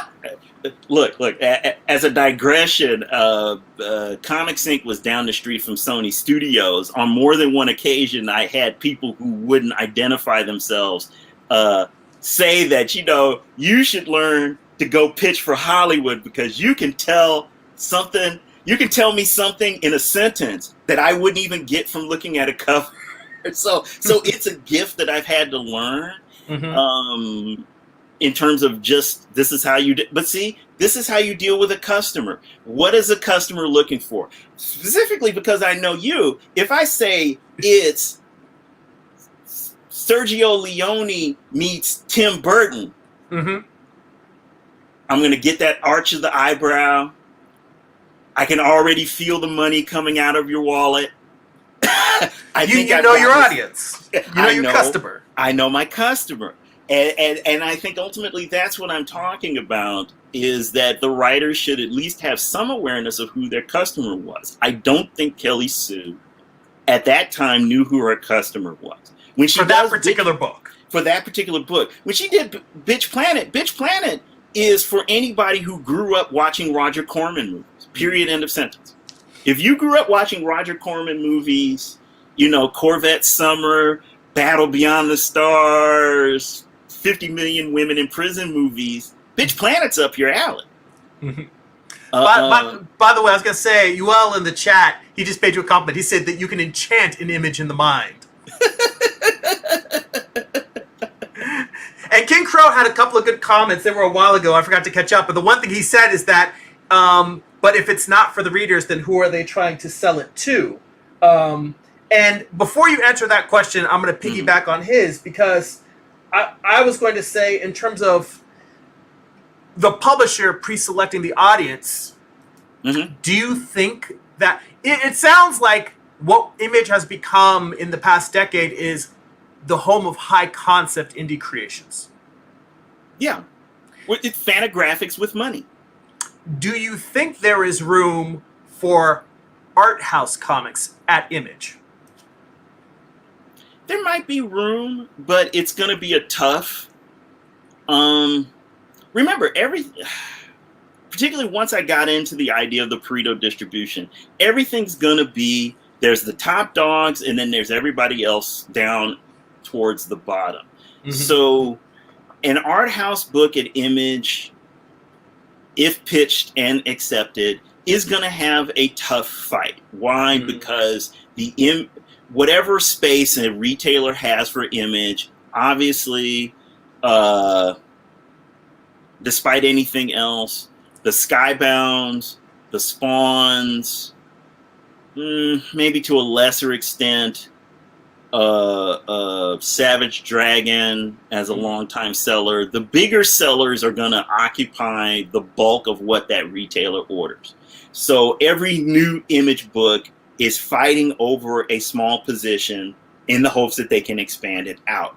The more art house you make the book, even with that Image eye on it, in my opinion, the lower your chances are to reach that audience. And to some extent, you probably reach a bigger audience at a lower down publisher because the expectations will be different. You know, and when I say lower publisher, I'm just simply talking in terms of sales numbers. Yeah, just the size of the actual amount of product and their market share. You're not talking about them in any other qualitative manner. Yeah. And so,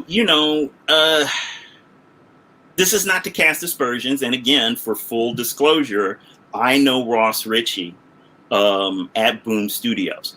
I think if I were a creator and I had more of an art house book, I would think more of pitching to Boom rather than pitching to Image, because I might get more forgiveness, more of a shot from a retailer who's only looking at it cold in the guide than if I'm at Image. If I'm at Image, there is a kind of expectation that's going to happen that if that solicitation doesn't match it, I'm dead in the water at Image. But I could float quite nicely over at Boom Studios, for example. I could float very nicely over at Fantagraphics, for example.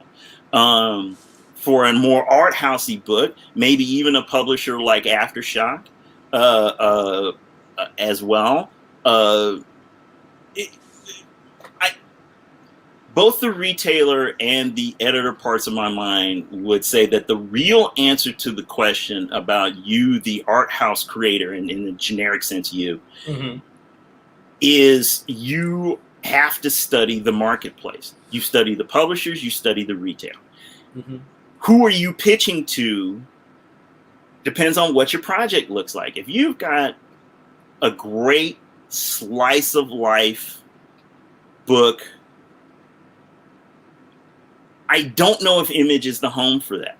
And I say that knowing that a former client of mine has a slice of life book that's coming out at Image right now. So, and it's doing fairly well in terms of getting good press, but I also know that they are doing the best that they can to take as small a bite of apple in terms of making it a limited series.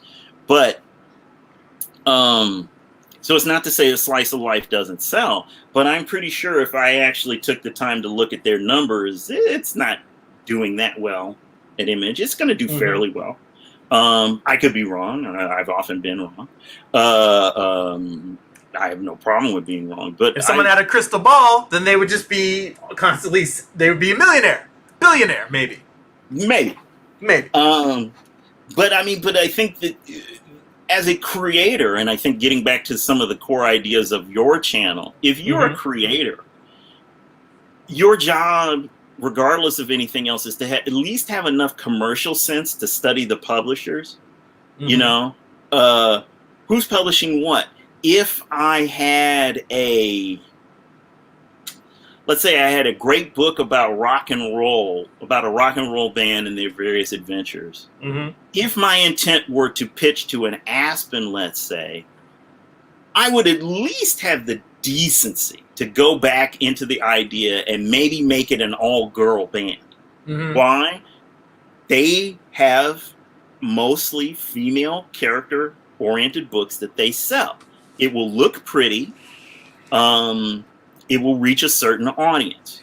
Flip side, if I had a book about a slice of life about a great female rock band, but let's say didn't want any kind of negative connotations in terms of sexism, objectification, Aspen would not be the publisher that I would pitch to, because I know that that is something that they have had. They caught some heat. Well, they caught some heat. They tried to make some adjustments, realized that that wasn't their brand, nor was the heat that they were catching ever going to shift that audience into their favor anyway. And then they went right back to what they did best. And so that's how it stands. So, you know, those are the things you should be doing. And I think the same thing goes for Indiegogo or Kickstarter. Your first thing is to study who's selling the most, who's selling the best. Obviously, if you wanted to put together a project and let's say Indiegogo is your target, well, duh. And it's not necessarily to come back to the Comicsgate guys specifically, but you realize those guys are the top dogs. Why? Because they have brand name. And so my sales are going to be less than that. Am I making a product that's similar to that? Who over at Kickstarter is ruling the roost? Am I doing a product similar to that? Am I doing something further down the line? Those at least shape your expectations as much as using the proper genre tools help shape the audience's expectations. You know, and I think that's part of the process. You know, so back to the core question, could you put out an art house book through Image? Sure. Is it going to sell? Don't know till it's done. Don't know till it's done. And, you know, opinion is just that. Until somebody does what, and in a sense, what is an art house book? You know, some people would think the Hernandez brothers. Love and Rockets is the ultimate art house book. I think a Love and Rockets revival at Image blow through the roof. But because they've got brand name. They got brand name recognition. You know, if Love and Rockets moved to Image, it would be over. That book would suddenly have so much heat behind it, the brothers wouldn't know what to do with themselves for a while. But if you're a brand new, and it's an art house book, slice of life, whatever, Robert Crumb-esque art style, what have you, yeah, it's going to have a hard row to hoe over at Image, no matter what you do. Well, I mean, that also makes me think of the webcomics distribution model in terms of just, you know, obviously monetization is not the first thing that happens, but just the idea of putting it out there online and building an audience. Maybe you've got an idea that is uncommercial or unconventional, but simply putting it out there, seeing who comes, and then once people are coming, then monetizing. I mean, do you think that that's maybe a more realistic, not necessarily logical, but realistic way to go? Well, again, we're right back at the Dave Sim argument. Is this a hobby? Is this a hobby you want to pay for itself? Is this something that you want to make money? Those are the questions you ask of yourself first, you know, and if it's just to be a hobby, it takes nothing to make a website and post it up and share the link on your social media and build a small core audience. Look, Corona-chan notwithstanding, we're still a planet of 7 billion people plus. So there is, if you can think it as an interesting idea, there's at least 2 more people who would find that to be an interesting idea to consume at the bare minimum. Mm-hmm. So that is where you really begin. If I think this is an interesting idea, at least one other person's going to think it's an interesting idea. So if I create it and put it out there, that one other person may end up finding me. Mm-hmm. That one other person may turn into 10 people.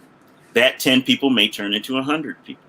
In a lot of the sort of guru circles now of all kinds, the whole conversation is really about get that 1,000 people, get that 1,000 member fans. audience, those true fans. You know, as John Byrne used to always say, the faithful 40, that 40,000 audience that seemed to follow him from project to project until he went creator owned, and then they stopped following him, as far as he was concerned, which was why Danger Unlimited and Next Men ultimately came to an end, because the numbers weren't there.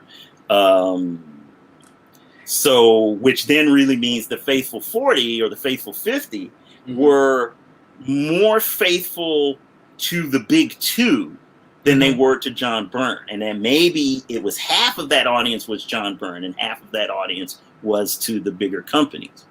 But that digression aside, you can build an audience at any level using the tools at your disposal. But I would always just simply advise, have some awareness. If you're going to write a fantasy, but have never even bothered to read even Lord, if you've never even bothered to watch the Lord of the Rings trilogy, I'm even going to lower the bar that far down. If you're not even going to at least not watch the film version of what is considered the quintessential modern fantasy story from which the entire genre and industry have derived themselves, you are doing yourself as a creator a disservice. Mm-hmm. And if you disservice yourself, you're disservicing your reader. You're doing a disservice to yourself, and you're not even serving the reader. Not even in principle. Mm-hmm.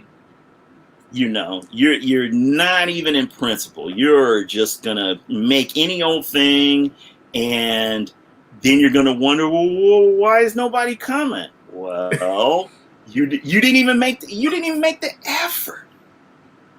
You know, and I think that's something that as creative people we well, see, that gets back into the whole, you're in your space, in your cave, making your thing, and then suddenly you're on your island, and then suddenly you have to run a ferry back to the mainland or back to the other islands, only to find that the boat is actually the SS Minnow and it's been beached for several years. You're just not going to make it. No, seriously, you're just not going to make it. You haven't maintained at least a minimal line of communication with the outside world. In that sense, creatively, and so you can create whatever you want, but if you've got to put it in some kind of form. There's a Buddhist parable. One day, the Buddha came to a specific town.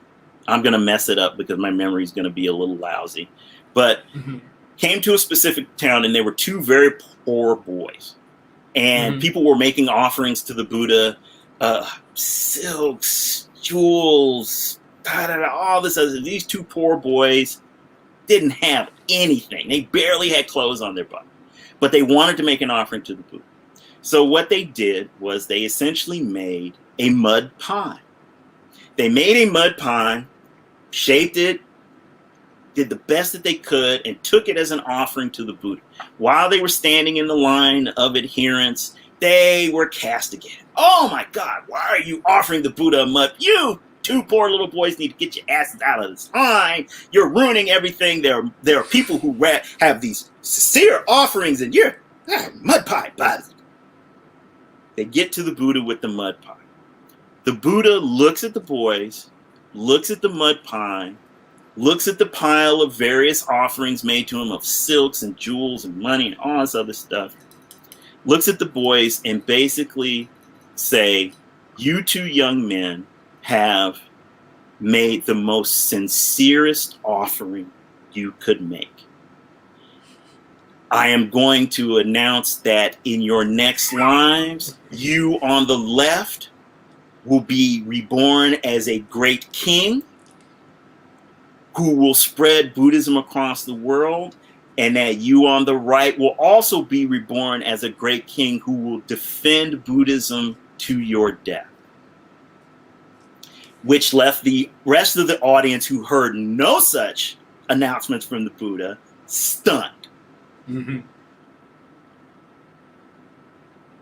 That is sincerity and creativity. You make the offering the best you can.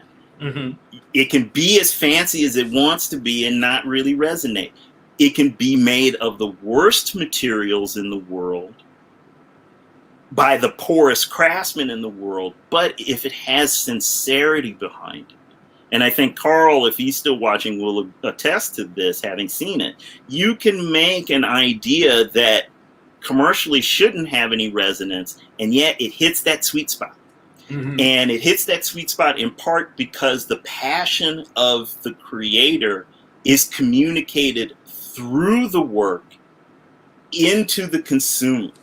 And that ultimately is why you master the tools, why you deal with the common language of storytelling and art, because that is really what you're after, is making your offering such that the sincerity of your idea communicates itself to the world. That's what you're trying to do. That's a high bar for one to aim to. I mean, first off, even to come up with an idea that feels sincere. Like, I mean, I struggle now with trying to other projects. So I'm like, oh, well, I should really do a follow-up to this other thing. And I'm just like, I keep beating around ideas, and I have stories I could tell, but they aren't stories that I have to tell. And that's the challenge, is finding that balance between the stuff that is just, I can do it, and some stuff I even say, oh, well, this is an idea that would probably be marketable, versus the things that I feel like I have to do this. And that's part of the challenge. Yeah. That's part of the challenge.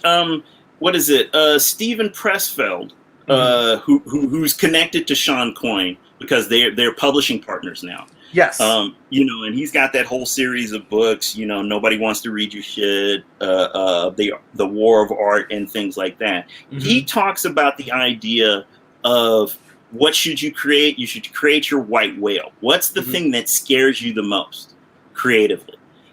If that idea scares you, that's where your energy really should be aiming. Why? Because it's going to force you to really challenge yourself. I think that's a good touchstone. It's not perfect, but it's at least a good place to begin. I mean, sincerity is just simply, I like this. Mm-hmm. We can, sincerity, honesty, we can overthink them to death. No, do I like this idea? Does it make it fast? Look, as we talk, you are slowly inking the latest page that you're working on. Yes. That is sincerity. You don't know how many eyes are going to see. You don't know how many eyes are seeing this now. I mean, kind of you do, because it's YouTube. 7. How many? How many eyes are seeing it now? How many eyes are ultimately going to see it? That is not what motivates you. It's the fact that at least one other pair of eyes beyond your own is going to see this. That is sincerity. You are doing it because, you know what? There's at least one other pair of eyes beyond my own that's going to look at this and appreciate it. And that's why you make it. And that is sincerity. It is also the story you wanted to tell. You felt that you were the only one who could tell it.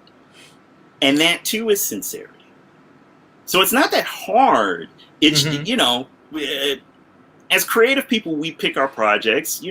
Everybody's different. I have always been I'm more fascinated by those creators who essentially created their perfect story engine, maybe second, third time out. And by that, I mean Dave Sim with Cerebus, Al Cap with Little Abner, Charles Schultz with Peanuts. You hit a thing. Milton Caniff with Steve Canyon ultimately. Yeah. You hit a thing, and maybe it takes you a couple of tries. Maybe it's there on the first shot. That thing has enough material for you to mine forever. Sometimes that's the creator's path. The other creator's path is a mountain of 50 different projects. It's all different. Mm-hmm. I would say, don't worry so much about which do you choose as which one has the biggest pull on you. That's the one that needs to come next. If they all have the same level of pull, then I think you need to step back a little bit and go, okay, what's going to act as a palette washer? You've dedicated a lot of time to Morningstar. So maybe the next project is something that's more of a one and done, because you need to wash the palette. You've invested a long time in this project. The best project now then may be something that, hey, it's 100 pages in and out. Or maybe even 60 pages in and out. That maybe even 48. Maybe even 48. Yeah, something smaller, because it will act as a palette washer. It will allow any idea that feels big to wait its turn, so that when you do get to it, it's had enough time to germinate. You figured it out enough. You maybe have noodled with it a little along the process. But that would be my editorial advice to you. is maybe switch gears into something simpler, because it will allow you to clear your palette. It might force you to learn some different sets of skills, because again, you not only because of the size of Morningstar, but because of the kind of scope of idea, you're dealing with big fish. And so something a little smaller might reshift your skill set. You go from cosmic and Wild West and wide open to something urban and 48 pages and quick. Yeah, so maybe an intimate, graphic novella that still has all the things I like: the weird, the strange, the drama, the horror, but maybe just something that feels intimate. And that's actually what I'm thinking about for some of the potential future projects. I saw another question here that's far-reaching, and I kind of want to hone in on this question, and then we can sort of bring things in for a landing, because we've been going for almost 2 hours now. Yeah. But UL in the chat. that is why you are here, because I mean, the fact that I can just we can just discuss, and I can ink, and you can keep the people raptured, just enraptured with your knowledge, and you're the Joseph Campbell of comics. well, as Cleavon Little said, I like to keep my audiences riveted. Classics. So when we were talking about different distribution platforms, you all asked, that's a question of change in the environment. How do you cross over from paper to digital? And I think that we're talking about, the long-standing thing of, is digital ever really going to catch up market-wise? Because at first people were afraid, don't take our paper comics are going away. And then it's, digital came, and it actually, and from what I've seen, it's supporting the print market in that people read digital and then go into bookshops looking for collected editions. But now we're also in an area where physical distribution is inhibited by the fact that of coronavirus, people not being able to go into mainstream stores, and the fact that DC has changed their distribution, and they seem to be ramping up their book market, bookstore retail positions. I don't think anyone sees paper books going away, but what do we see that shift looking like in the coming? If you had to put on your Karnak hat, and I didn't mean the Johnny Carson Karnak, not the Inhuman Karnak. How do you see them continuing to play together? Because yes, digital has not garnered, I would say, a significant market share of books sold, but it's also, it's not at the point where it's like, all right, it's not a failed experiment that's disappearing. Actually, it's a failed experiment, but like any technology, it's not going to disappear, but it had its high moment, and it's now lowering down.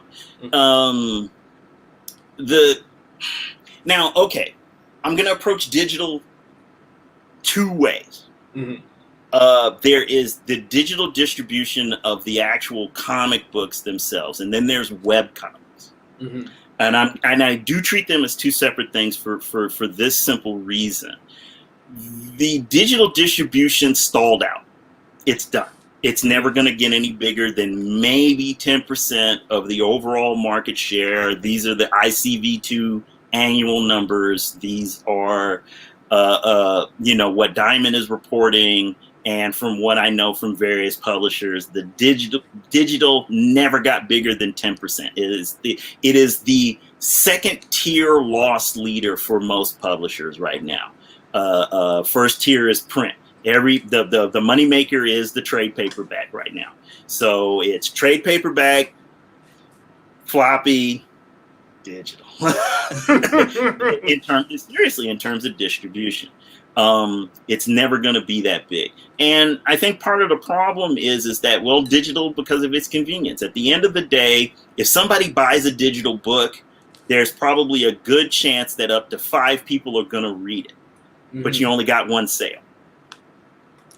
At a lower price point, no less. At a existing or lower price point. And so it's not going to get any bigger. It's not going to reach any more audiences. We've had the Kindle, the iPad, the whatnot. All of those technologies have been out. Everybody, hell, by the time I bought an iPad, that is the warning to the world that whole thing is done. The tablet has reached as far as it was ever going to reach. As technologically unsavvy as I can be, once I got a tablet, that was it. That was the low end point. I've had a tablet for more than a year now. I have not bought a single digital comic book. I hate Comixology. I have a Comixology account, and I hate reading books that way. It's terrible. So digital distribution is just not it's not the thing. It was a boogeyman. It turned out to be nothing. Web comics, on the other hand, are a little bit of a different economic model because, let's face it, at the end of the day, buying a web domain, paying a web designer, or hacking it out yourself is a few hours. Once the storefront is up, you technically can reach the world, and we're now back to that 1,000-member audience. If you can get 1,000 unique eyes to come to your website to read your webcomic on a daily basis, you could conceivably have a nice little bit of business. One webcomic that I follow, for example, now this is going to be on the higher end, is Evil Incorporated. That guy's Patreon numbers are like 7 to 8K a month for his webcomic strip. He does very well. He even repackages the stuff for sale as digital download. But see, he's an all-in-one guy. He has the web content there technically for free with some ads. You can join Patreon and reduce that ad presence down to nothing. You can get digital downloads of the previous storylines for next to nothing through him as well. But he has built up the business. He has built it up over time. Anyone with a webcomic or Scott Kurtz with PvP has done an excellent job building up a brand. So webcomics, I think the future is still bright. It really depends on the creator. And again, you get to your 1,000, you might be golden. And that's really the goal. And then you're looking at such a different model, because once you have a website, once you have a web page, it's the world at that point. You're not dealing with the American comics industry and its distribution troubles and travails. You're dealing with the world. And as if you've got enough of a marketing push, even a half-assed one, merchandise is not that hard to come by between Cafe Press, Printfection, Teespring. There's 50 different spots. You can be your own publisher and do fairly well, depending on what it is and how well you push it. And if you push it harder, you might do incredibly well. All right, that's a very reasoned, you know, reasoned view, reasoned, Yeah, conservatively optimistic. yeah. Mm-hmm. So Mm-hmm. now I think I'm going to end up having to go because I'm about to run out of juice. And yeah, Okay. we're at the 2 hour mark. We went Olympic style on this one. So in wrapping up, just for everybody who's watching, in the comments for this video, I've got a link to Vince's Twitter. But is there Mhm. any place else that you would like to point them to in order to just view what you're working on online, various projects? If people are interested in talking to you for editorial consultation. Twitter will probably be the best way to communicate with me in terms of a direct message or anything like that. Other than that, there's the papadakabraxis.blogspot.com is the only website that I have at the moment. I haven't updated that in a while. I keep wanting to update it. I'm actually enjoying being a hermit during the time of Corona-chan, and so it's a little tough. Life has gotten a lot quieter in some senses, but I think I do have some creative things I want to do. But also, if anybody's looking for editorial consults, Twitter would be a place to my rates are reasonable. I'm willing. I will always work with you. That's really about it. Okay, cool. Nah, I mean, hey, you always got that shingle out. Yep. It's almost like always be selling, always be editing. Always be editing. Always be editing. If you want somebody who will tell you the honest truth about your project, I will do that, and I will also help you. It can be, like I said, polishing turds. It sounds like an insult, but you know what? It's not a. You know what? It too can be an art form. Yes, it can. All right. So Amar also came in because remember I mentioned he had a conversation about the various platforms of distribution. He kind of said that what we were just talking about is what he was mentioning earlier. Just if he's trying to hit that goal because he's got his webcomic on Tapas and I believe also Webtoons. And he's trying. He plans to approach other entertainment properties once he's gets his project up to the number of subscribers he's aiming for. Okay. Odd Dude in the chat also said that you guys are awesome. Thank you for watching, Odd Dude. Exile 13's in there. Thank you so much for watching. He said thank you for your time. Alan McKinnon's in there, and he said I was listening while drawing. Thanks for the great discussion.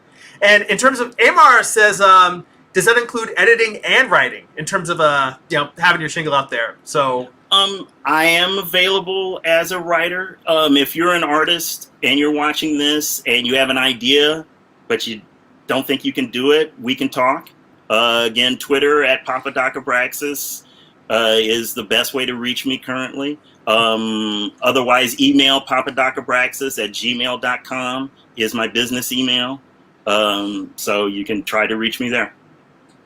All right. Thanks so much for everyone watching. I'm sorry if there were any comments that I missed. I'm sorry. Vince and I got into a very hot and heavy conversation, so sometimes we miss stuff in the chat. But I appreciate everyone who watched, hung out with us. Again, you can subscribe to my Patreon and get an additional bonus live stream once a month where we go in depth in terms of artistic study.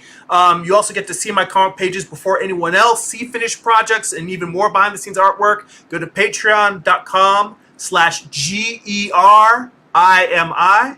That's patreon.com/Jeremy. You can sign up for my newsletter at newsletter.jeremy.net. I collect some of my best social media posts from the month there, along with links to replays of these live streams in case you missed them. You can see them pop up there. And if you'd like to purchase physical copies of my comics, if you read digitally on Kindle or Comixology, you can go to amazon.jeremy.net. Everyone, thank you so much. That's it for now. Go be creative.